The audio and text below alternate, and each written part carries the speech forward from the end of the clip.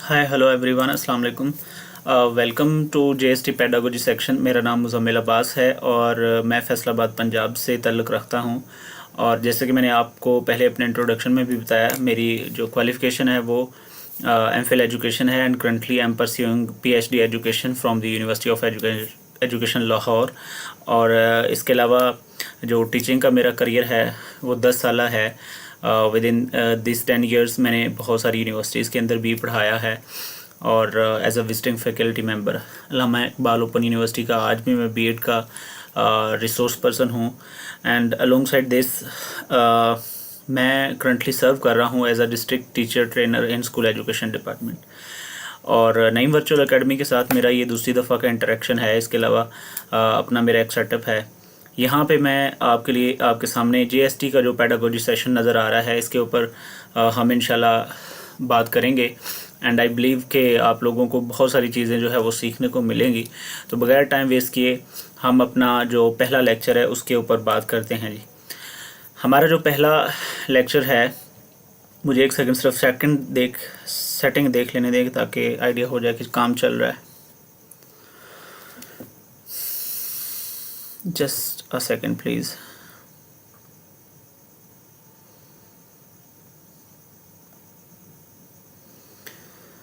Okay अभी हम अपने पहले सेक्शन में बात करेंगे पहले लेक्चर के अंदर बात करेंगे लर्निंग स्टाइल्स के ऊपर। और लर्निंग स्टाइल्स के साथ है हमारा जो टॉपिक है दूसरा वो इंडिविजुअल डिफरेंसेस का है। लर्निंग स्टाइल पर जाने से पहले जो इंडिविजुअल डिफरेंसेस हैं इनको समझना बहुत ज़रूरी है। तो इंडिविजुअल डिफरेंसेस के ऊपर मतलब मेरा जो ये लेक्चर है आज का, ये लर्निंग स्टाइल्स की बजाय इंडिविजुअल डिफरेंसेस के ऊपर है, क्योंकि इंडिविजुअल डिफरेंसेस को बगैर हम लर्निंग स्टाइल्स को नहीं समझ सकते। मैं आपको ब्रीफ ओवरव्यू दे देता हूँ कि लर्निंग स्टाइल्स बेसिकली क्या होते हैं, फिर मैं इंडिविजुअल डिफरेंसेस के ऊपर अपना लेक्चर करूँगा जो कि आपका टॉपिक नंबर 2 भी है। तो बेसिक फाउंडेशन बनेगी, फिर हम लर्निंग स्टाइल्स को पढ़ लेंगे। लर्निंग स्टाइल्स क्या होते हैं? देखें, जो क्लासरूम है इसका जो एनवायरनमेंट होता है वो हमेशा डाइवर्स होता है। आपने एक टर्म जो है वो सुनी होगी, यहाँ पे मैं लिख देता हूँ। इसको हम क्लासरूम डाइवर्सिटी भी बोलते हैं। क्लासरूम डाइवर्सिटी भी बोलते हैं। और आपने एक फ्रेज़ भी सुना होगा, classroom is a microcosm of society या माइक्रोकोज़म सोसाइटी। इसका मतलब ये है सिंपल टर्म्स के अंदर कि क्लासरूम भी अपने अंदर एक सोसाइटी रखती है। उसकी वजह क्या है कि क्लासरूम के अंदर डिफरेंट टाइप्स के बच्चे बैठे होते हैं। हर बच्चे की जो साइकोलॉजिस्ट हैं उनके मुताबिक no two individuals can be same, दो इंडिविजुअल्स सेम नहीं होते, यानी कि हर दो इंडिविजुअल्स के बीच में डिफरेंस पाए जाते हैं। तो क्लासरूम के अंदर तो 25, 30, 50 तक बच्चे बैठे होते हैं। तो अगर साइकोलॉजी की इस अजम्पशन को माना जाए कि no two individuals are same, तो इसका मतलब वो सारे 50 बच्चे अगर एक क्लासरूम के अंदर बैठे हुए हैं तो दे आर डिफरेंट इंडिविजुअल्स। अब इसके ऊपर ना इस डाइवर्सिटी की वजह से जो इंडिविजुअल डिफरेंसेस का एक कॉन्सेप्ट आता है, इसके ऊपर बात करेंगे। बस एक लाइन में आपको बताने लगा हूँ लर्निंग स्टाइल्स क्या होते हैं। Learning style basically learning style 3 तरह के होते हैं। आपका जो बच्चा लर्नर है, अगर आप देखें ना, आपका जो लर्निंग प्रोसेस है वो 3 चीज़ों पे या 3 उसके एलिमेंट्स होते हैं। लर्निंग प्रोसेस के एक ट्रायंगुलर प्रोसेस है और इसके 3 एलिमेंट्स होते हैं। एक आपका होता है टीचर, एक स्टूडेंट और एक होता है कंटेंट। आपका जो स्टूडेंट है ना जी, ये आपका स्टूडेंट बेसिकली 3 तरह का होता है। एक आपका होता है स्लो लर्नर, ठीक है, क्लासरूम के अंदर स्लो लर्नर भी होते हैं। एक आपका बच्चा होता है मॉडरेट लर्नर, ठीक है, और एक आपका बच्चा होता है हाईली क्रिएटिव, इंटेलिजेंट या हाई लर्नर, ठीक है, हाई लर्नर। तो बेसिकली जो हमारे लर्नर्स हैं हम इनको 3 तरह से या 3 हिस्सों में डिवाइड करते हैं।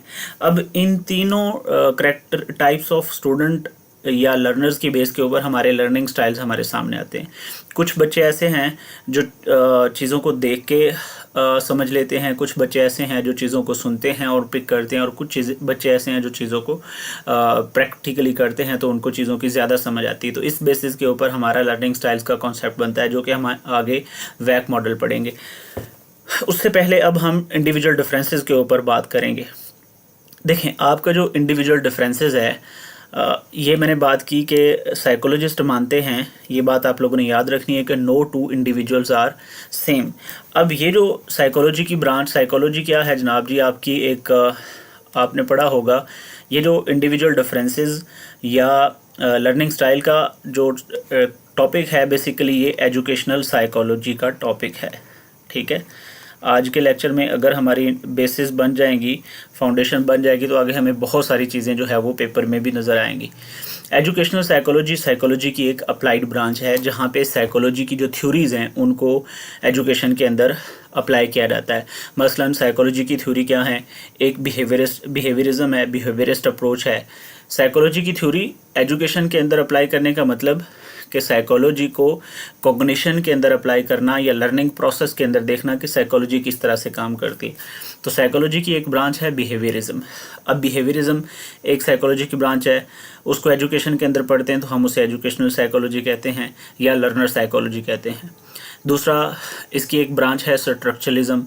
इसके अलावा कोग्निटिविज्म, कंस्ट्रक्टिविज्म और प्रोग्रेसिविज्म, ये एजुकेशनल की कुछ ब्रांचेज हैं या आप कह लें थ्योरीज़ हैं, जिनको हम एजुकेशनल या लर्नर की सेटिंग के अंदर पढ़ते हैं। तो वहाँ से हमें ये इंडिविजुअल डिफरेंसेस का कॉन्सेप्ट भी मिलता है और वहाँ से हमें लर्निंग स्टाइल्स का कॉन्सेप्ट भी मिलता है। मैं आगे जब बिहेवियरिज्म और कोग्निटिविज्म की बात आएगी तो इंशाल्लाह वहाँ पे ये थोड़ा सा ब्रीफ करूँगा आपको। पहले मैं ये बता देता हूँ, चलें यहाँ पे क्लियर हो जाएगा, आप लोग नोट कर लीजिएगा। अगर एजुकेशनल साइकोलॉजी के अंदर लर्निंग थ्योरीज़ की बात की जाए तो सबसे पहली या सबसे पुरानी जो लर्निंग थ्योरी है वो बिहेवियरिज्म है। बिहेवियरिस्ट मानते हैं, ये आप लोगों ने याद रखना है, बिहेवियरिस्ट कहते हैं कि तमाम इंडिविजुअल्स और जानवर ये सारे एक ही तरह से सीखते हैं और ये फोर्सफुली सीखते हैं, यानी कि हम इनको फोर्स करके, जैसे जानवरों को फोर्स करके पनिश करके सिखा सकते हैं, ऐसे हम इंडिविजुअल्स को भी फोर्स करके सिखा सकते हैं। ये इनका जो पॉइंट है। जो कॉग्निटिविस्ट हैं वो मानते हैं कि बच्चे या इंडिविजुअल्स इंटरेक्शन करते हैं माहौल के साथ, तो उस इंटरेक्शन से ये सीखते हैं। इसके अंदर सोशो कॉग्निटिव थ्योरी भी आती है और जीन पियाजे की थ्योरी भी आती है कॉग्निटिव डेवलपमेंट की, और भी काफ़ी सारी थ्योरी हैं जो हम अगर ज़रूरत पड़ी तो आगे डिस्कस करेंगे। Back to individual differences. अब इंडिविजुअल डिफरेंसेस मैंने बात की कि शुरू में मैंने बात की कि no two individuals are same according to psychology. किस चीज़ में सेम नहीं है? ठीक है, देखें, जो इंडिविजुअल हैं या जो बच्चे हैं या जो हमारा लर्नर है, उन 2 लर्नर्स की या उन 50 लर्नर की जो एक क्लासरूम के अंदर बैठे हुए हैं, उनकी इंटेलिजेंस डिफरेंस हो सकती है, उनकी क्रिएटिविटी डिफरेंट हो सकती है, उनकी कॉग्निशन डिफरेंट हो सकती है, उनकी मेमोरी डिफरेंट हो सकती है। अब जो मैंने वर्ड बोला ना, इंटेलिजेंस और मेमोरी, ज़्यादातर हम इन दोनों को एक ही वर्ड के तौर पे लेते हैं, जहानत के तौर पे लेते हैं, बट जो इंटेलिजेंस है ये मेमोरी से डिफरेंस है। ठीक है, ये आगे जाके इंटेलिजेंस थ्योरीज अगर आती हैं तो उनके ऊपर काम करेंगे। इसके अलावा हर बच्चे का दूसरे बच्चे से इंटरेस्ट डिफरेंट हो सकता है, उसके वैल्यूज़ डिफरेंट हो सकते हैं, उसका एप्टीट्यूड जो है, मतलब एप्टीट्यूड का मतलब मेंटल कैपेसिटी, कि वो किस तरह से किसी एक मखसूस बिहेवियर को बाहर शो करता है या एग्जिबिट करता है, या किस तरह से एक बिहेवियर के का रिस्पॉन्स देता है, इसको भी एप्टीट्यूड कहा जाता है, या किस तरह से वो चीज़ों को सीखता है। ये हमारा एक मेंटल प्रोसेस है जिसे हम कॉग्निशन बोलते हैं। कॉग्निशन का मतलब होता है थिंकिंग या इंटेलिजेंस या एप्टीट्यूड, ये सारे एक जैसे वर्ड्स हैं। तो हमारा जो इंडिविजुअल है, ये आप लोगों ने याद रखना है, उसके अंदर जो डिफरेंसेस हैं वो इंटेलिजेंस, मेमोरी, उसकी इंटरेस्ट, उसकी वैल्यूज़ और उसके एप्टीट्यूड्स की बेस के ऊपर होता है। या मज़ीद अगर इन सारी चीज़ों को अगर मिक्सअप करें तो एक टर्म बनती है पर्सनैलिटी। तो पर्सनैलिटी करेक्टरिस्टिक्स भी होते हैं, जो हमारे इमोशंस होते हैं, वो भी 2 इंडिविजुअल्स के डिफरेंट होते हैं एक दूसरे से। ठीक है, तो ये बात आप लोगों ने याद रखना है। अब यहाँ पे ये जो मैंने बात की है ना, यहाँ पे कि individuals vary with respect to their intelligence, interest, values, aptitudes. ये शुरू में जब साइकोलॉजी को फिलॉसफी से अलग करके पढ़ा जाने लगा तो साइकोलॉजी की एक ब्रांच थी जिसे हम डिफरेंशियल साइकोलॉजी कहते हैं। डिफरेंशियल साइकोलॉजी मतलब ये वो लोग थे, डिफरेंशियल साइकोलॉजिस्ट, ये वो लोग थे जो ये पढ़ते थे कि दो इंडिविजुअल्स के बीच में कौन से डिफरेंसेस हो सकते हैं, इंटेलिजेंस के, इंटरेस्ट के, एप्टीट्यूड के, और कितने कितने डिफरेंसेस हो सकते हैं। ठीक है, इन साइकोलॉजिस्ट को डिफरेंशियल साइकोलॉजिस्ट बोला जाता है। और इनमें सबसे जो हमें पुराना नाम मिलता है, दो नाम आप लोगों ने बड़े इंपॉर्टेंट है वो याद रखने हैं। एक सेकेंड,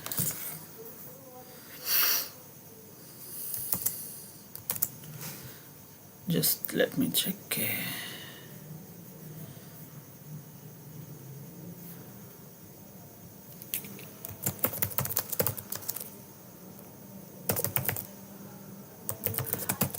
अच्छा, यहाँ पे मैं आप लोगों को बता रहा हूँ कि जो इंडिविजुअल डिफरेंसेस है या जो हमारी डिफरेंशियल साइकोलॉजी है, इसके अंदर जो सबसे पहला नाम हमें मिलता है वो है फ्रांसिस गाल्टन का। ये एक बेसिकली बायोलॉजिस्ट थे। इन्होंने इंडिविजुअल डिफरेंसेस की सबसे पहले बात की थी। ठीक है, डिफरेंशियल साइकोलॉजी, तो इस वजह से इन्हें डिफरेंशियल साइकोलॉजी का भी फादर माना जाता है और इन्हें इंडिविजुअल डिफरेंसेस का फादर भी माना जाता है। तो एक ये बहुत इंपॉर्टेंट पॉइंट है, आप लोग नोट कीजिएगा। आपका जो भी टीचिंग एग्ज़ाम होता है, वो आपका जेएसटी का हो, वो आपका एसएसटी का हो, वो आपका कोई भी पेडागोजी का सेक्शन जिसमें हो, हेडमास्टर हेडमिस्ट्रेस के एग्जाम्स आते हैं, लेक्चर एजुकेशन के, तो उसके अंदर ये बहुत बेसिक फंडामेंटल और इम्पोर्टेंट क्वेश्चन पूछा जाता है कि who is the father of differential psychology. तो फ्रांसिस गाल्टन साहब जो हैं ये डिफरेंशियल साइकोलॉजी और इंडिविजुअल डिफरेंसेस के फादर माने जाते हैं, क्योंकि इन्होंने सबसे पहले इंडिविजुअल डिफरेंसेस की बात की थी। ठीक है, अब सवाल ये है कि जो ये वेरिएशन है, ये जो डिफरेंसेस हैं बच्चों के अंदर या इंडिविजुअल्स के अंदर या लर्नर्स के अंदर, ये कहाँ से आती हैं? तो दो फैक्टर्स हैं जो साइकोलॉजी का एक बहुत बड़ा इशू भी माने जाते हैं। दो फैक्टर्स हैं जिनकी वजह से इंडिविजुअल्स के बीच में ये डिफरेंसेस आते हैं। यहाँ पे मैंने एक ब्लैंक पेज ऐड कर लूँ, उसके ऊपर हम बातें करेंगे ताकि मैं पॉइंट्स को नोट कर लूँ। दो चीज़ें हैं, एक आपने टर्म सुनी होगी nature versus nurture. Nature versus nurture, ये साइकोलॉजी के अंदर पढ़ाया जाता है। दो चीज़ें, एक आपका जो एनवायरनमेंट होता है, ठीक है, एक आपका एनवायरनमेंट और दूसरा आपकी जो बायोलॉजी होती है या जो आपके जीन्स होते हैं। ठीक है, नेचर और नर्चर, तो ये दो फैक्टर्स हैं जिनकी वजह से इंडिविजुअल्स के बीच में डिफरेंसेस पाए जाते हैं। ठीक है, जो आपका नर्चर है इसको आपका एनवायरनमेंट बोला जाता है और जो आपकी नेचर है इसको साइकोलॉजी के अंदर आपके जीन्स बोले जाते हैं। साइकोलॉजिस्ट मानते हैं, जितने भी साइकोलॉजिस्ट हैं वो ये बात मानते हैं कि इंडिविजुअल के अंदर पैदा होने वाले या पाए जाने वाले डिफरेंसेस उनके एनवायरनमेंट की वजह से होते हैं या उनके जीन्स की वजह से होते हैं। ये जो जीन्स है इसके लिए पर्सनल का वर्ड भी यूज़ किया जाता है कि एक इंडिविजुअल के डिफरेंसेस जो हैं वो उसके पर्सनल डिफरेंसेस होते हैं, वो उसके पर्सनल जीन्स की वजह से होते हैं। तो यहाँ पे हमें सबसे पहले मैंने बताया कि इंडिविजुअल डिफरेंसेस की बात की है फ्रांसिस गाल्टन ने, लेकिन एक साइकोलॉजिस्ट आते हैं कर्ट लिवन, इनका नाम आप लोगों ने याद रखना है। कर्ट लिवन की एक थ्योरी है। इन्होंने कहा कि इंडिविजुअल के जितने भी डिफरेंसेस हैं they are product of its genes and environment, nature and nurture. ठीक है, नेचर एंड नर्चर, इसका मतलब प्रोडक्ट का मतलब क्या है? देखो, प्रोडक्ट का मतलब क्या होता है? मल्टीप्लिकेशन। जब भी दो चीज़ों को मल्टीप्लाई करते हैं तो हमारा जो फंक्शन होता है या हमारी जो वैल्यू होती है वो बढ़ जाती है। तो इसका मतलब ये है कि एक इंडिविजुअल के ऊपर जितना उसके एनवायरनमेंट का इम्पैक्ट ज़्यादा होगा उतने ही उसके अंदर इंडिविजुअल डिफरेंसेस ज़्यादा पाए जाएंगे। इसी तरह एक बच्चा जिसके ऊपर या एक लर्नर या एक इंडिविजुअल, जितनी उसकी बायोलॉजी या उसके जीन्स उसको इन्फ्लुएंस करेंगे, जितने ज़्यादा वो एम्पावर्ड होंगे उतना ही उसके अंदर इंडिविजुअल डिफरेंसेस पाए जाएंगे। मिसाल के तौर पे एक फिलिन इफ़ेक्ट आगे जाके हम ना, अगर इंटेलिजेंस, चूँकि हमारे यहाँ पे इस सिलेबस में नहीं है लेकिन मैं बात करने एग्जांपल देने लगा हूँ, इंटेलिजेंस के अंदर हम पढ़ते हैं एक फिलिन इफ़ेक्ट।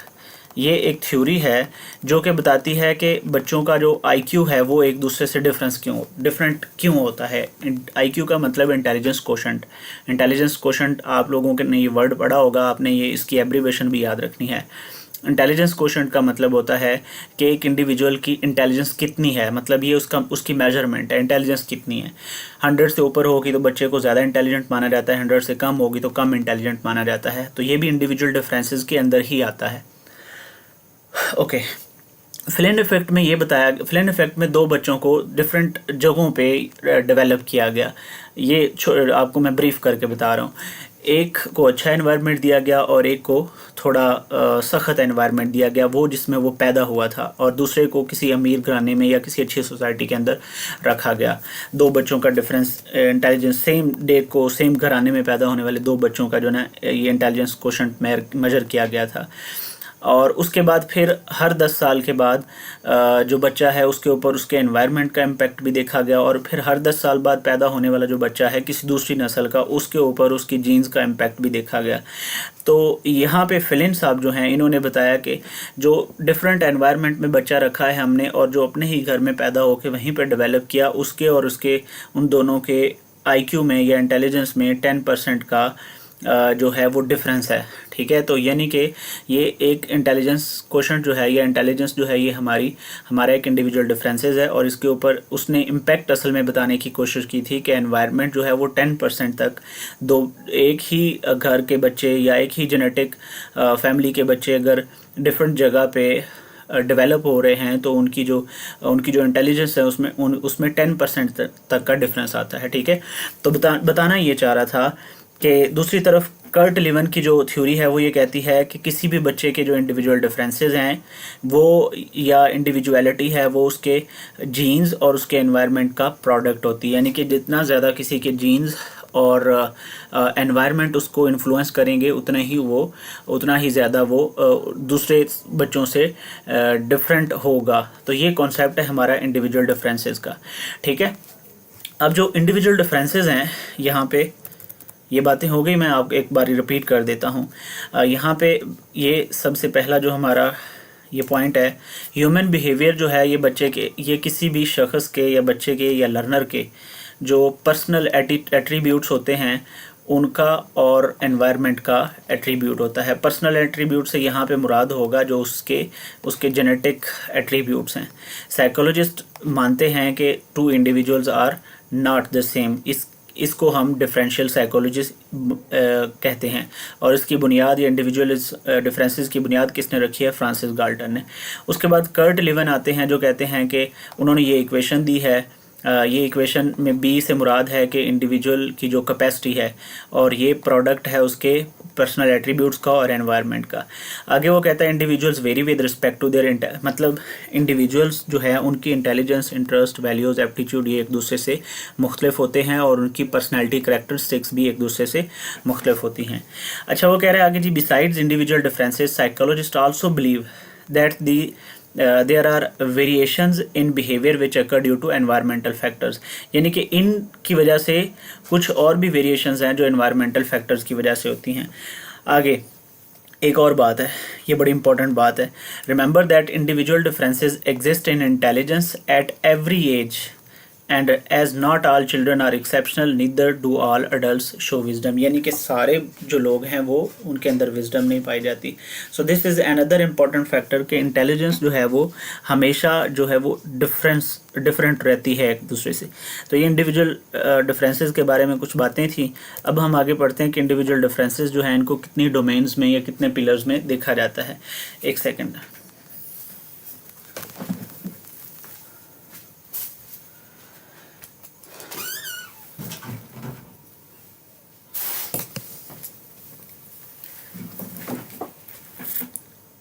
Just a second. जब भी साइकोलॉजी को पढ़ा जाता है, जब भी लर्निंग को पढ़ा जाता है तो 3 डोमेन्स में पढ़ा जाता है। एक कॉग्निटिव डोमेन, लर्निंग की ये 3 डोमेन्स मानी जाती हैं।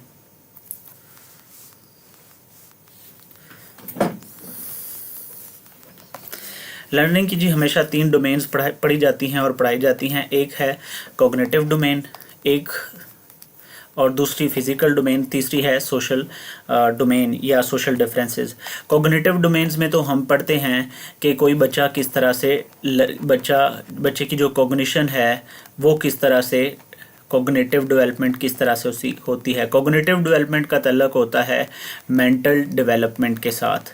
मेंटल डेवलपमेंट, अब मेंटल डेवलपमेंट में क्या चीज़ आती है? मेंटल डेवलपमेंट में आती है किसी भी बच्चे की इंटेलिजेंस, ठीक है, इंटेलिजेंस, किसी भी बच्चे की थिंकिंग। बच्चे से मुराद यहाँ पे लर्नर भी हो सकता है, अडल्ट भी हो सकता है, चाइल्ड भी हो सकता है। क्रिएटिविटी, अगर मैं नटशेल करूँ तो इन सारे वर्ड्स को, इंटेलिजेंस, थिंकिंग, क्रिएटिविटी, मेमोरी, इन सारे वर्ड्स को हम कहते हैं मेंटल प्रोसेस। मेंटल प्रोसेस या और ये जितना भी मेंटल प्रोसेस है, it is basically learning, it is basically a learning process. देखें हमारी मेमोरी कैसे डेवलप होती है जब हम किसी चीज़ को लर्न करते हैं। हमारी इंटेलिजेंस कैसे डेवलप होती है जब हम किसी लर्निंग के प्रोसेस में से होकर गुजरते हैं। हमारी क्रिएटिविटी कैसे डेवलप होती है जब हम एक पूरे लर्निंग प्रोसेस से डेवलप होकर गुजरते हैं। अब ये लर्निंग प्रोसेस क्या है? लर्निंग प्रोसेस बताता है कि हाउ डू वी लर्न। दोबारा सुनिएगा, लर्निंग प्रोसेस क्या बताता है कि हाउ डू वी लर्न, हम कैसे सीखते हैं। तो इसके ऊपर डिफरेंट थ्योरीज हैं। जैसे मैंने पहले बात की, बिहेवियरिस्ट की थ्योरी है। बिहेवियरिस्ट मानते हैं कि आपको जानवरों की तरह पनिश करके या रीएनफोर्स करके आपको कुछ भी सिखाया जा सकता है। यहाँ पे मैं एक नाम लेने लगा हूँ, वो एम्पिरिकल साइंटिस्ट माने जाते हैं जॉन लॉकी। जॉन लॉकी ने एक टर्म इस्तेमाल की थी इंसानों के लिए या बच्चों के लिए या लर्नर्स के लिए, टैबुला रासा। ये बहुत इंपॉर्टेंट है, ये नोट कर लें आप लोग, ये पेपर में पूछा जा सकता है ये टर्म, टैबुला रासा। टैबुला रासा का मतलब होता है भाई एम्प्टी ब्रेन्स, ठीक है। टैबुला रासा का मतलब क्या है? Empty brains. जॉन लॉकी एक एम्पिरिकल साइकोलॉजिस्ट थे। ये मानते थे कि जितने भी इंसान हैं, जितने भी बच्चे हैं, इनके ब्रेन्स जो है वो एक स्लेट की तरह, क्लीन स्लेट की तरह इनके ब्रेन्स जो हैं वो एम्प्टी हैं। तो इनके ब्रेन्स के ऊपर कुछ भी लिखा जा सकता है, ठीक है। ये बाद में गांधी ने भी बात की थी और भी बहुत सारे लोगों ने ये बात की हुई है। तो ये आप लोगों ने याद रखना है, ये बड़ा इंपॉर्टेंट टॉपिक पॉइंट है टैबुला रासा का। इसके बारे में पूछता है, ये टर्म आप लोगों ने अच्छी तरह से देख लेनी है। टैबुला रासा का मतलब होता है जी एम्प्टी ब्रेन। ये कौन मानते हैं जनाब? बिहेवियरिस्ट। अच्छा, दूसरी जो थ्योरी है कॉग्निशन की, वो है कॉग्निटिविज्म। कॉग्निटिविज्म, और ये थ्योरी है, इसमें सबसे बड़ा नाम हमें मिलता है जीन पियाजे का, ठीक है। तो ये भी पूछ सकता है कि कॉग्निटिविज्म के फादर किनको माना जाता है? कॉग्निटिविज्म के फादर जीन पियाजे को माना जाता है। ये मैं ब्रीफ आपको बता रहा हूँ क्योंकि हम इंडिविजुअल डिफरेंसेस का टॉपिक पढ़ रहे हैं। इसमें सबसे बड़ा जो डिफरेंस पाया जाता है वो कॉग्निटिव डिफरेंस है। और कॉग्निटिव डिफरेंस में हम पढ़ते हैं कि बच्चे जो है उनका मेंटल डेवलपमेंट किस तरह से होता है, उनके ऊपर एनवायरनमेंट और उनके ऊपर उनके जेनेटिक जीन्स जो हैं किस तरह से अफेक्ट करते हैं। तो इस पूरे कॉग्निटिव डिफरेंसेस या कॉग्निटिव डेवलपमेंट प्रोसेस के अंदर सिर्फ हम मेंटल प्रोसेसेस को और लर्निंग को पढ़ते हैं, ठीक है। दूसरे नंबर पे आ जाता है फिजिकल डिफरेंसेस। फिजिकल डिफरेंसेस में क्या होता है जनाब जी? फिजिकल डिफरेंसेस में देखो, दो बच्चों की हाइट डिफरेंट हो सकती है, ठीक है। क्लासरूम में बैठे हुए दो बच्चों की हाइट डिफरेंट हो सकती है। और जो विजिबल चीज़ें हों, हाइट के अलावा उनकी साउंड जो है वो डिफरेंट हो सकती है। उनका आई साइट जो है वो डिफरेंट हो सकता है, ठीक है। और उनकी जो हियरिंग कैपेसिटी है बच्चों की, हियरिंग कैपेसिटी क्लासरूम के में बैठे हुए बच्चों की, तो वो डिफरेंट हो सकती है, ठीक है। ये जो डिफरेंसेस हैं इनको हम फिजिकल डिफरेंसेस कहते हैं। देखें, अगर एक बच्चा कम सुनता है तो इसकी वजह से उसको या तो क्लास में सबसे आगे बैठना पड़ेगा टीचर के सामने, ठीक है। अगर वो पीछे बैठेगा तो उसको सुनेगा नहीं और जो टीचर बता रहा होगा वो उसके पल्ले भी नहीं पड़ेगा। इसी तरह एक बच्चे की आई साइट कमज़ोर है, ठीक है, वो आई साइट जो है अगर वो पीछे बैठा हुआ है तो उसको बोर्ड पे लिखा हुआ नज़र नहीं आएगा, तो एक इंडिविजुअल डिफरेंस क्रिएट हो गया। अगर इसी तरह एक बच्चा बोलने में, वॉइस एक बच्चे की ठीक नहीं है, बोलने में ठीक नहीं है, मतलब ततला के बोलता है, तो वो अपने आप को एक्सप्रेस नहीं कर पाएगा। जब टीचर सबक सुनेगा या कोई बाहर से आकर सुनेगा तो वो ततलाएगा और साथ वाले बच्चे भी हंसेंगे, जिसकी वजह से बुलिज्म का कॉन्सेप्ट आता है। तो उस बच्चे का जो कॉन्फिडेंस है, उसकी जो पर्सनैलिटी है, वो उस साउंड की वजह से, उस ततलाने की वजह से वो शेप हो जाएगी। अब हाइट अगर किसी की कम है तो वो हमेशा प्रेशर में रहता है, सोशल प्रेशर में रहता है। हाइट अगर बहुत ज़्यादा है तो भी एक सोशल प्रेशर हो गया। तो देखो, ये हमारे फिजिकल डिफरेंसेस हैं जो एक क्लासरूम के अंदर पाए जाते हैं। तो ये भी हमारी कॉग्निशन एजुकेशन को, हमारी मेंटल कैपेसिटीज़ को शेप करते हैं, हमारी पर्सनैलिटी को शेप करते हैं। तीसरे नंबर पे हैं जी सोशल डिफरेंसेस। सोशल डिफरेंसेस, अब what is meant by social differences? Social differences से क्या मुराद है? वो एक्सटर्नल फैक्टर्स, ठीक है, सोशल डिफरेंसेस से मुराद होते हैं जी एक्सटर्नल फैक्टर। सोशल डिफरेंसेस अब क्या चीज़ है? ये एक एक्सटर्नल फैक्टर है, ठीक है। फिजिकल डिफरेंसेस क्या हैं? ये क्लासरूम के अंदर बैठे हुए बच्चों के दरमियान इंडिविजुअल डिफरेंसेस होते का नाम है।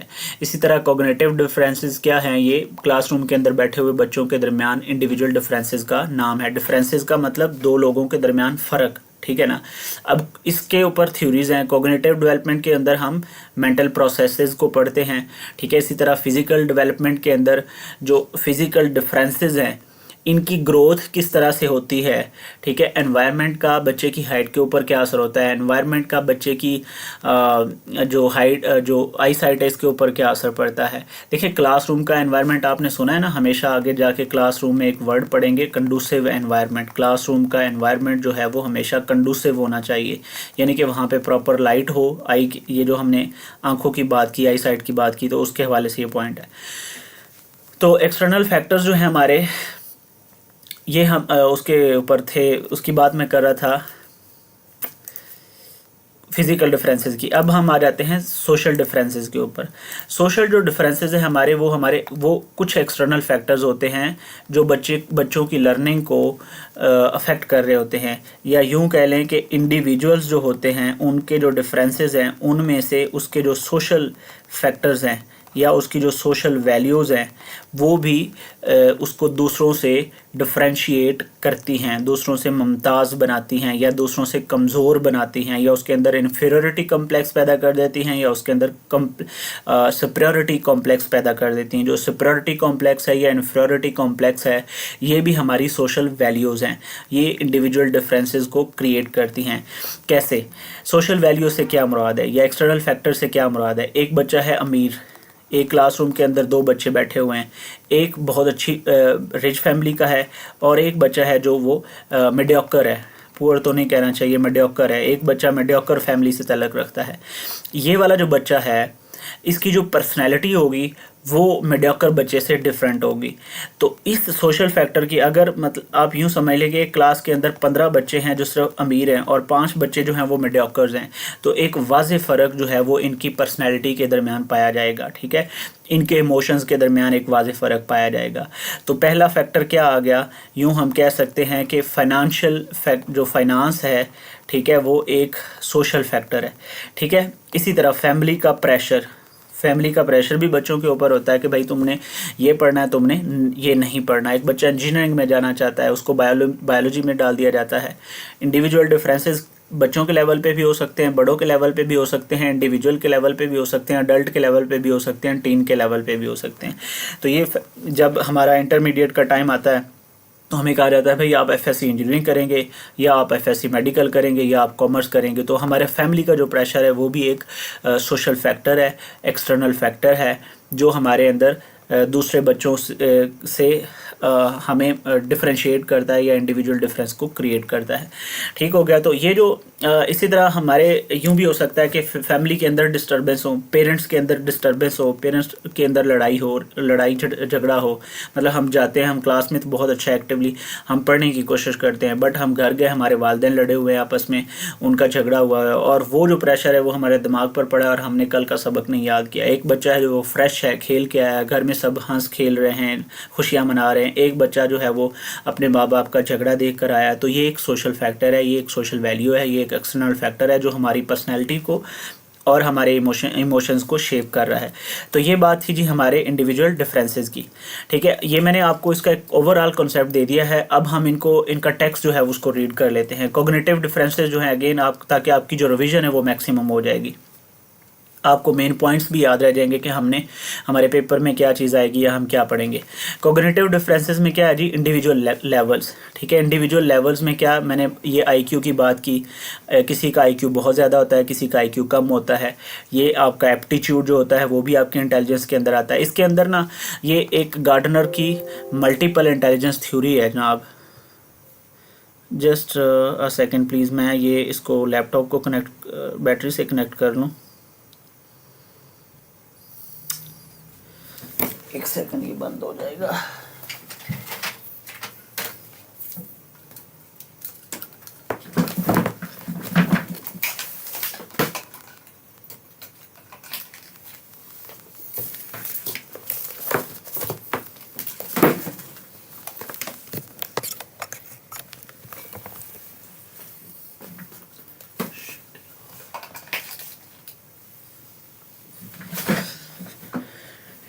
सॉरी, आप लोगों को यहाँ पे थोड़ी डिस्टर्बेंस हुई है। अच्छा, यहाँ पे हम बात कर रहे थे कि इंटेलिजेंस का डिफरेंस है। तो इसके अंदर ना दो तरह की थ्योरीज पढ़ाई जाती हैं। एक फैक्टर्स थ्योरी होती हैं, ठीक है, एक मल्टीपल फैक्टर थ्योरी होती है और एक यूनिट फैक्टर थ्योरी होती हैं।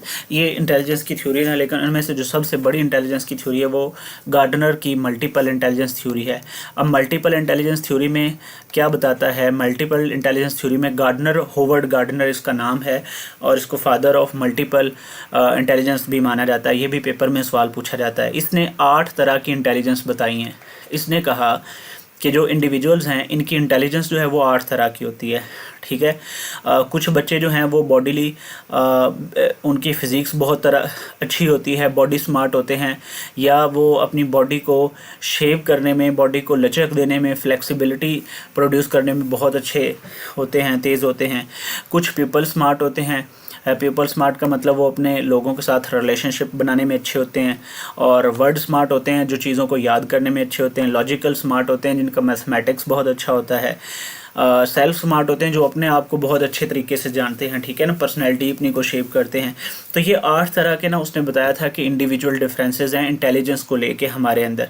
तो एक ये इंटेलिजेंस जो, चूँकि मैंने आपको बताया इंटेलिजेंस का तल्लुक हमारी कॉग्निटिव डेवलपमेंट से है, हमारी कॉग्निटिव डिफरेंस से है। कॉग्निटिव का मतलब जहाँ पे भी कॉग्निटिव का वर्ड आएगा, इट मीन्स कि हमारे मेंटल प्रोसेस की बात हो रही है, हमारी लर्निंग की बात हो रही है, इंटेलिजेंस की बात हो रही है, हमारी मेमोरी की बात हो रही है, हमारे अटेंशन की बात हो रही है, ठीक है।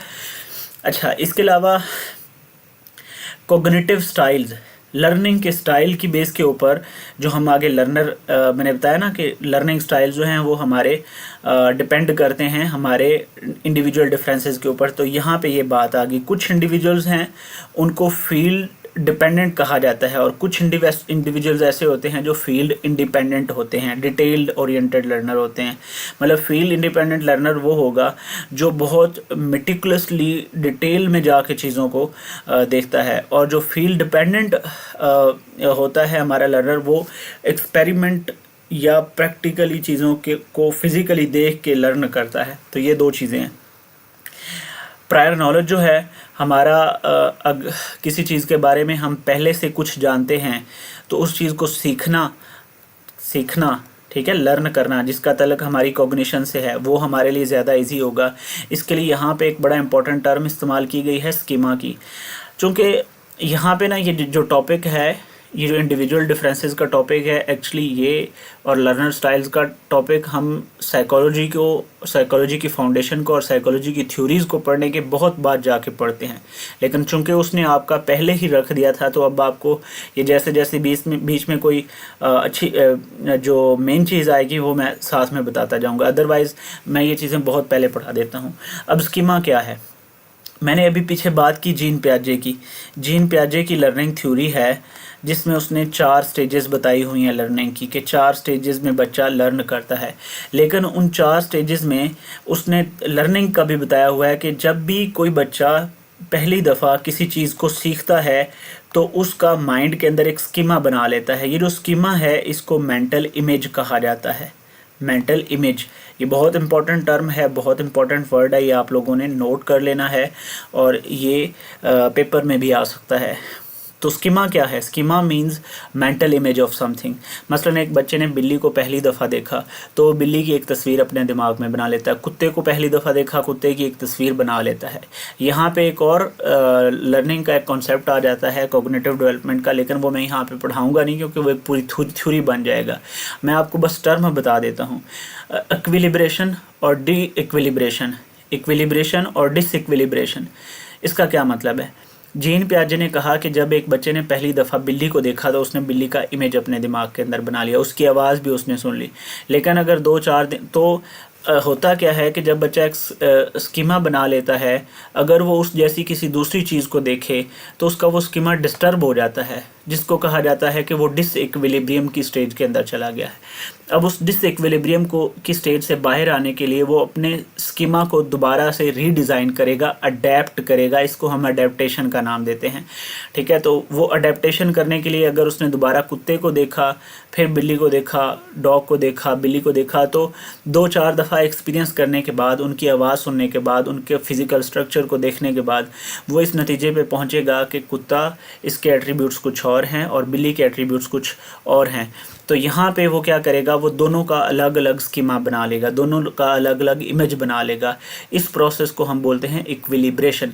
तो जीन पियाजे के मुताबिक जो लर्निंग है, जो कोग्निटिव डेवलपमेंट है, वो इक्विलिब्रियम से डिसइक्विलिब्रियम और डिसइक्विलिब्रियम से इक्विलिब्रियम की स्टेज में जाने का नाम है। इसके बीच में असल लर्निंग जो जिस चीज़ की वजह से होती है वो स्कीमा है, वो है मेंटल इमेज। कि किसी चीज़ को देखा, उसका अपने दिमाग के अंदर एक मेंटल इमेज बना लिया, इस चीज़ को कहा जाता है इस चीज़ को वो बोलता है स्कीमा, ठीक है।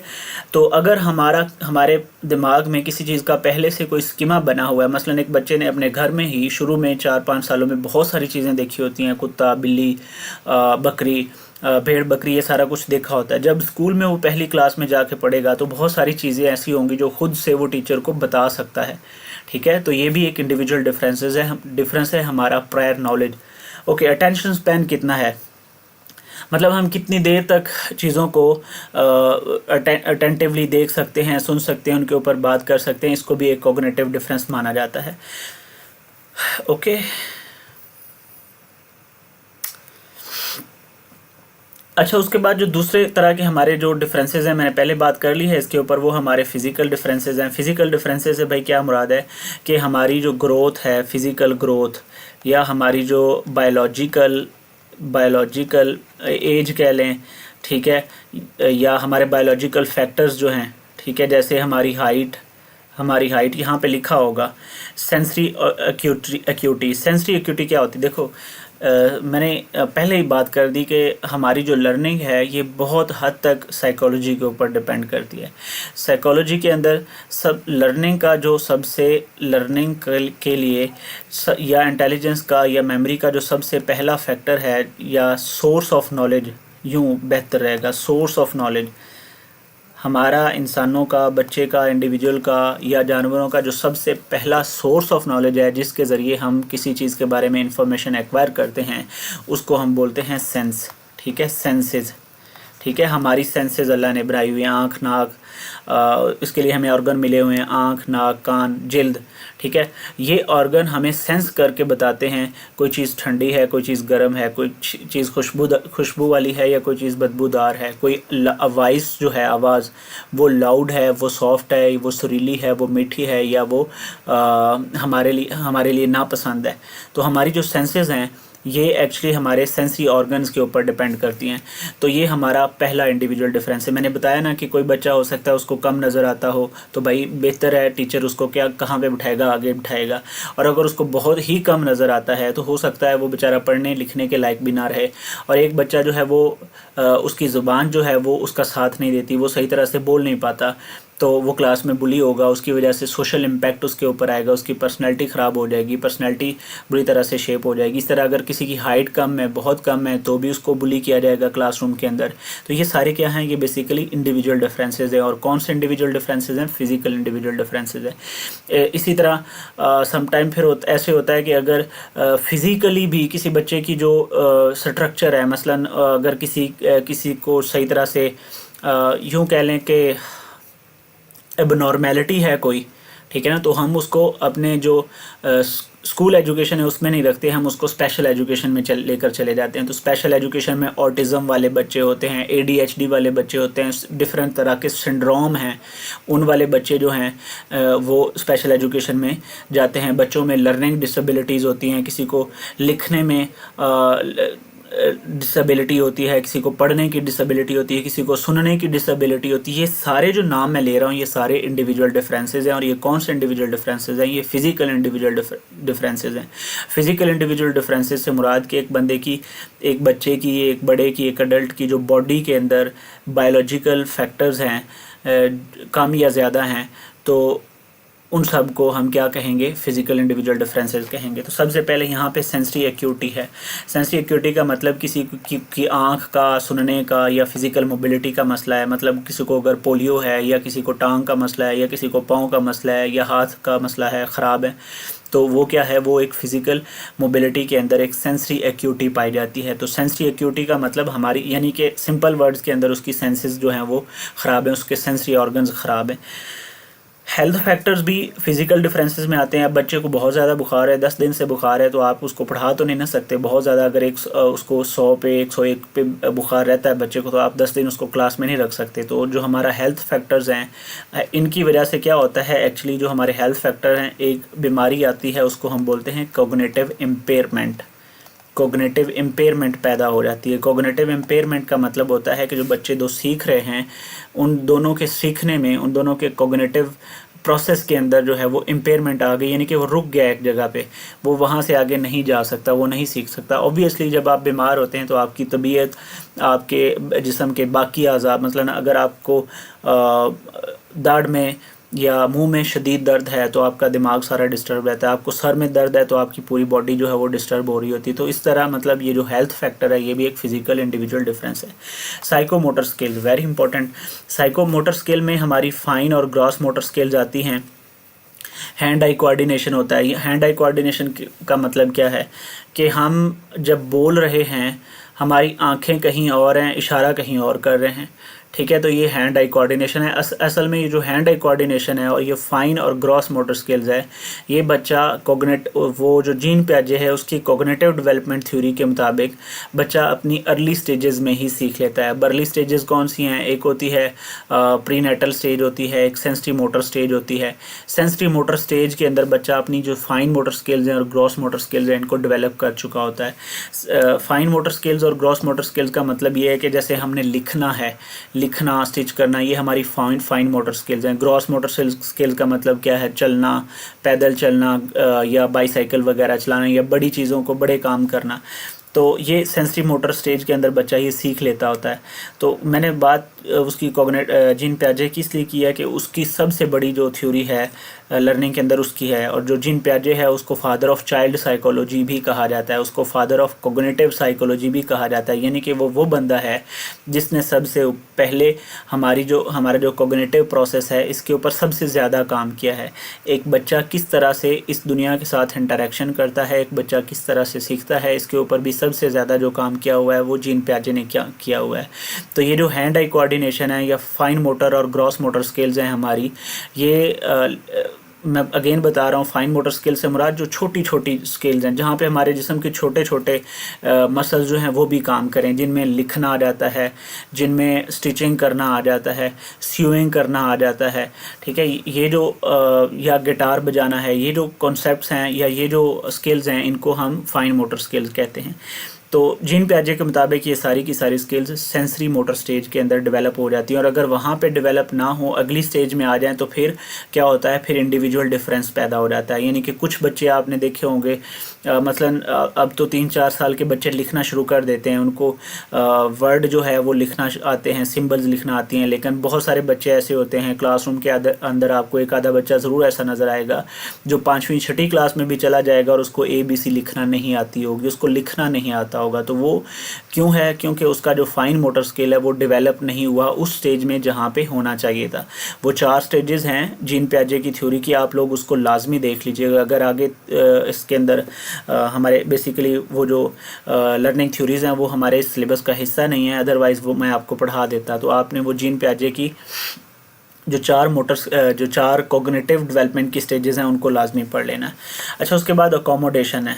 अकोमोडेशन का मतलब क्लासरूम की अगर बात की जाए तो क्लासरूम के अंदर बैठने की जगह, क्लासरूम का डिज़ाइन, क्लासरूम के अंदर किस तरह से आपने बच्चे को किन किन चीज़ों से अकोमोडेट किया हुआ है। मसलन अगर आपने कुछ बच्चे हैं, आप देखें जो प्राइवेट स्कूल्स हैं वहाँ पे आजकल आईसीटी टूल्स इस्तेमाल हो रहे हैं। बड़े जो प्राइवेट स्कूल्स हैं वहाँ पे कंप्यूटर है, वहाँ पे सीटिंग की अरेंजमेंट्स अच्छी है, वहाँ पे एलसीडीज़ लगी हुई हैं, वहाँ पे प्रोजेक्टर्स लगे हुए हैं, जो कि हम आईसीटी के आगे एंड पे हमारा टॉपिक है उसमें भी पढ़ेंगे। लेकिन हमारे जो गवर्नमेंट के स्कूल्स हैं वहाँ पे बहुत सारी इवन वहाँ पे बैठने के लिए बेंच भी सही नहीं है, टीचर्स के लिए चेयर भी ठीक नहीं है, क्लासरूम के अंदर बल्ब नहीं है, क्लासरूम के अंदर पंखे नहीं हैं।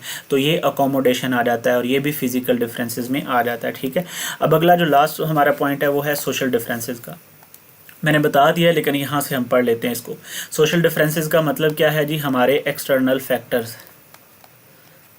फैक्टर्स, ठीक है, जो हमें हमारी लर्निंग को या हमारी कॉग्निशन को इन्फ्लुएंस करते हैं। उनमें सोशो इकोनॉमिक स्टेटस है। सोशो इकोनॉमिक स्टेटस का मतलब मैंने क्या बताया कि कोई फॉर एग्जांपल कोई रिच है या कोई मीडियोकर है, तो उन दोनों की जो पर्सनैलिटी है, इमोशंस है, उनके अंदर डिफरेंस पाया जाएगा। Access to resources, technology and home support, वही बात आ जाती है घूम फिर के कि जो एक मीडियोकर बच्चा है उसके पास रिसोर्सेज भी बहुत कम होंगे, होम सपोर्ट भी बहुत कम होगी, टेक्नोलॉजी भी नहीं होगी। और एक अगर रिच क्लास का बच्चा है तो उसके पास रिसोर्सेज भी होंगे, टेक्नोलॉजी भी होगी और होम सपोर्ट भी बहुत ज़्यादा होगी। उसके बाद कल्चरल बैकग्राउंड है। कल्चरल बैकग्राउंड में क्या आ जाता है, कल्चरल वैल्यूज़ आ जाती हैं, कम्युनिकेशन स्टाइल्स आ जाते हैं, लिंग्विस्टिक बैकग्राउंड्स आ जाते हैं। मिसाल के तौर पे आप एक क्लासरूम में गए हैं, वहाँ पे 30 बच्चे ऐसे हैं, 30 बच्चे हैं टोटल, 30 में से 28 बच्चे उर्दू स्पीकिंग है। एक बच्चा दूर दराज किसी रूरल एरिया से उठ के आ जाता है, गांव से उठ के आ जाता है, उसको पंजाबी आती है सिर्फ, या उसको उसकी सिंधी जो मदर टंग है वो आती है, उसको उर्दू नहीं आती। तो ये एक कल्चर डिफरेंस पाया जाता है, उन कल्चरल या सोशल डिफरेंस है जो लैंग्वेज का। तो ये बच्चे की लर्निंग जो है उसके अंदर एक बैरियर साबित होगा। उसको पढ़ने में, उसको लिखने में, उसको बोलने में जब लैंग्वेज का बैरियर आएगा, लैंग्वेज की रुकावट आएगी, तो क्लासरूम जो है, क्लासरूम के अंदर बैठे हुए 28 बच्चे उसको बुली करेंगे, उसको तंग करेंगे, उसको परेशान करेंगे। तो ये एक वाज़ेह सोशल डिफरेंस है। हमारे जो कल्चरल बैकग्राउंड है इसमें क्या क्या आ जाता है, हमारे लिंग्विस्टिक बैकग्राउंड आ जाते हैं, यानी कि हमारी ज़ुबान आ जाती है, हमारी वैल्यूज़ आ जाती है, हमारे कम्युनिकेशन स्टाइल्स आ जाते हैं। उसके बाद पर्सनैलिटी ट्राइट्स, ये बहुत इंपॉर्टेंट है। पर्सनैलिटी के ऊपर जो पर्सनैलिटी है ये हमारी साइकोलॉजी की एक ब्रांच है जिसे कहा जाता है साइको एनालिसिस। ठीक है, ये याद रखना आपने, साइको एनालिसिस में 2 चीज़ें पढ़ी जाती हैं, एक पर्सनैलिटी, ठीक है, पर्सनैलिटी से मुराद हम किस तरह से, हमारे एटीट्यूड किस तरह के होते हैं, हम किस तरह से एक एनवायरनमेंट में बिहेव करते हैं। एक स्टिमुलस हमें मिला या हमें कोई एक क्वेश्चन आया है तो हमने उसको किस तरह से रिस्पॉन्ड किया है, हमें किसी ने एटीट्यूड दिखाया है, हमने उसको किस तरह से रिस्पॉन्ड किया है, हम किस तरह से बिहेव करते हैं एनवायरनमेंट के अंदर, या हमारे इमोशंस किस तरह से डेवलप होते हैं, हमारी पर्सनैलिटी किस वजह से किस तरह से डेवलप होती है, कौन कौन से फैक्टर्स हैं जो हमारी पर्सनैलिटी को शेप करते हैं या हमारे इमोशंस को शेप करते हैं या डेवलप करते हैं, ये साइको एनालिसिस के अंदर पढ़ा जाता है।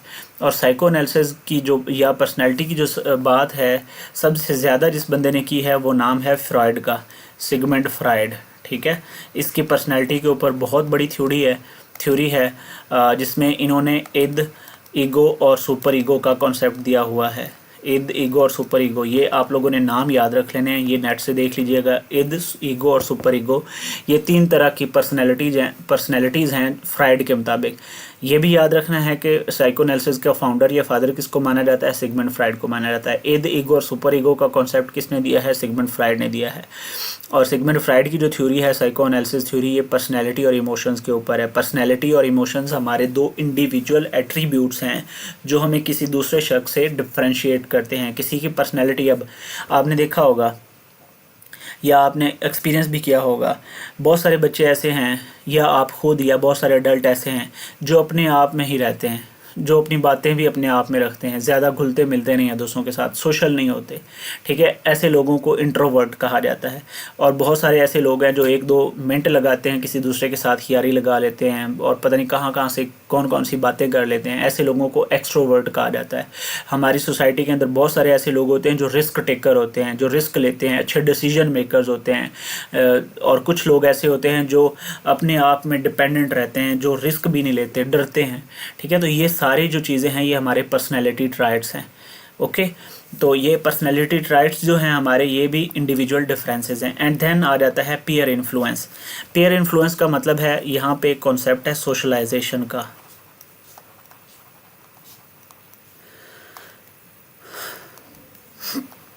सोशलाइजेशन का मतलब है दूसरों के साथ या एनवायरनमेंट के साथ या अपनी फैमिली के साथ या अपने दोस्तों के साथ सोशलाइज होना, मिलना जुलना, इंटरेक्शन करना। वही बात आ जाती है इंट्रोवर्जन और एक्सट्रोवर्जन की। कुछ लोग बहुत जल्दी मिल जाते हैं, घुल मिल जाते हैं, और कुछ लोग जो हैं उनको दूसरों के साथ दोस्ती लगाने में बहुत ज़्यादा टाइम लगता है, इसको इंट्रोवर्जन बोलते हैं। और जो आसानी से अपनी बातें दूसरों को बता देते हैं उनको एक्सट्रोवर्ट बोला जाता है। अपनी बातें, अपने दिल का हाल, अपने रिलेशनशिप्स बना लेते हैं, उनको एक्सट्रोवर्ट बोला जाता है। अब जो इसके ऊपर ना सबसे ज़्यादा इम्पैक्ट पड़ता है हमारी सोशलाइजेशन का और हमारे जीन्स का। मैं पहले बात कर चुका हूँ कि कर्ट लिवन के मुताबिक हमारे जो इंडिविजुअल डिफरेंसेस होते हैं, इन पे जो सबसे ज़्यादा इन्फ्लुएंस होता है वो 2 चीज़ों का है। एक हमारे पर्सनल एट्रीब्यूट्स का, जो कि हमें जेनेटिकली मिलते हैं। मसलन अगर हमारी पिछली 2-4 पीढ़ियों में, या हमारे फादर और मदर दोनों, अगर फॉर एग्जांपल दोनों इंट्रोवर्ट हैं, तो इट इज़ हाईली पॉसिबल कि मैं भी इंट्रोवर्ट हूँगा। अगर मेरे फादर मदर या मेरे पेरेंट्स या मेरे दादा दादी, नाना नानी जो भी हैं, वो अगर एक्सट्रोवर्ट रहे हैं तो हाईली पॉसिबल कि मैं भी एक्सट्रोवर्ट रहूँगा। अगर वो इंटेलिजेंट हैं तो मैं भी इंटेलिजेंट पाया जाऊँगा। तो ये मतलब जीन्स इस तरह से हमारे ऊपर इम्पेक्ट करते हैं। इस तरह अगर हमें एक अच्छा लर्निंग एनवायरनमेंट मिला हुआ है, हमारे घर में सारे लोग किताबें पढ़ते हैं, तो मैं भी किताबें पढ़ता हूँ।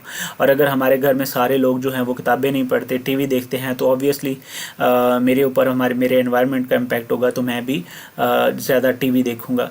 तो इसका मतलब ये हुआ कि जो हमारी सोशलाइजेशन असल में होती है दूसरों के साथ मिलना जुलना। सबसे पहले जो सोशलाइजेशन हमारी होती है वो हमारे पेरेंट्स हमें सोशलाइज करते हैं। पेरेंट्स के बाद हमारे सिबलिंग्स होते हैं। शुरू में मैंने बताया आपको कॉग्निटिव डेवलपमेंट अगर जीन प्याजे की पढ़ेंगे ना, तो आपको आधी लर्निंग का आइडिया हो जाएगा कि लर्निंग किस तरह से होती है। वहाँ पर वो सोशलाइजेशन के बारे में भी बात करता है। चूँकि टाइम ज़्यादा हो गया, वहाँ पे वो सोशलाइजेशन की भी बात करता है कि सबसे पहले हमारे जो सोशलाइजेशन के एजेंट होते हैं वो हमारे पेरेंट्स होते हैं। हम उनके साथ घुलते मिलते हैं, फिर हमारे सिबलिंग्स आ जाते हैं। उसके बाद फिर हम स्कूल में जाते हैं, तो वहाँ पे हमारे टीचर्स जो हैं वो हमारे सोशलाइजेशन के एजेंट होते हैं, उनका हमारे ऊपर इम्पैक्ट होता है। फिर थोड़े से बड़े होते हैं तो फिर हम टीचर अपने सिबलिंग्स और अपनी फैमिली को पीछे रख देते हैं। हमारे जो एज फेलोज़ होते हैं, जो ग्रुप फेलोज़ होते हैं, जो दोस्त होते हैं, वो उनकी बातें हम ज़्यादा सुनते हैं, उनकी बातें हम ज़्यादा मानते हैं, उनको ज़्यादा देख के हम अपने बिहेवियर को अडॉप्ट करते हैं। तो वो सोशलाइजेशन होती है। तो सोशलाइजेशन जो है वो भी एक आपका आपके अंदर सोशल डिफरेंसेस पैदा करती है। सो यहाँ तक हमने पढ़ा है जनाब जी इंडिविजुअल डिफरेंसेस क्या होते हैं, किसने इसके ऊपर क्या बात की है, साइकोलॉजी इसके बारे में क्या बात करती है। तो मैंने थोड़ा सा स्पीड से भी बात की है, ज़्यादा चीज़ें बोलने की कोशिश की है। कल हम अगले टॉपिक में पढ़ेंगे लर्निंग स्टाइल्स के लर्निंग स्टाइल किस तरह के होते हैं और वो किस तरह से हमारे अंदर आते हैं। ठीक हो क्या जी? आई होप सो कि आपको ये बात अच्छी तरह से ये टॉपिक क्लियर हो चुका होगा। अल्लाह हाफ़िज़ जनाब।